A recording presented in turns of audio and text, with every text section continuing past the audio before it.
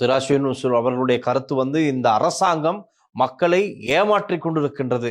வந்த நாள்ல இருந்து முதல்ல ஏமாத்தினாங்க தானே. அர்ஜுன் மகேந்திரனை முதல்ல குதலகனேனுவான்னு சொன்னாரு. அதாச்சும் பயங்கரமா நான் வந்து கொண்டாடுவேன். பார்த்தா அவரு 4 ரவுடிகளை கொண்டாந்து தான் பேசியிருக்கிறாங்க. அந்த கொண்டார ரவுடிகள் பேர் பண்ண ரவுடிகளா? இப்ப பாருங்க, மஹிந்த ராஜபக்ச மீது ஒரு குற்றச்சாட்டு முன்வைக்கப்பட்டது. இப்ப கொட்டையனே டில்சானு சொல்லி உங்களுக்கு ஒரு பேரு, எனக்கு நாவல ஷிராதன்னு சொல்லி பேர் ஒன்று போட்டா நான் பெரிய ரவுடி ஆகிருமா? இந்த துப்பாக்கி எடுத்தவன் ரவுடி இன்னைக்கு தான். பலம் இருக்கிறவன் ரவுடி. அது நல்ல மனுஷனா இருந்தாலும் கெட்ட மனுஷனா இருக்காலும். கமிட்டிகள்ல இருக்கிறவங்களும் அதிகாரத்தோட இருக்கீங்க, நீங்களும் சரியா தீர்மானம் இருக்கலாட்டி நீங்களும் ரவுடி தான். அந்த காரணத்தோட நான் இதுக்கு வரேன். இப்போ சொல்றீங்க தானே, ஆக்ஷன் எடுக்கிறாங்கல்ல, இவங்க கள்ளன் எல்லாத்துக்கும் சொன்னாங்க. ஆனா கல்லன்களை கூட்டு வராங்கல்ல, ஹீரோக்கு அனுப்புறாங்கன்னு. இப்ப கல்லன்களை கூட்டிட்டு வந்தா தான் மக்களை கூட்டிட்டு வந்து பிரச்சனை பண்ணி ஒரு குழப்பத்தை ஏற்படுத்தி நடக்குது.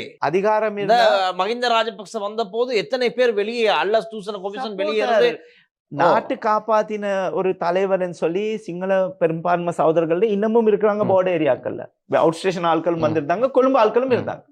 ஸோ இங்க போனா குண்டு வெடிக்கிற சம்பவம், அதுல தமிழ் மக்களும் இறந்து போனாங்க, முஸ்லிம் மக்களும் இறந்து போனாங்க, சிங்கள சகோதரர்களும் இறந்து போனாங்க. ஸோ அது எல்லாருக்கும் பாதிக்கப்பட்ட ஒரு பிரச்சனை.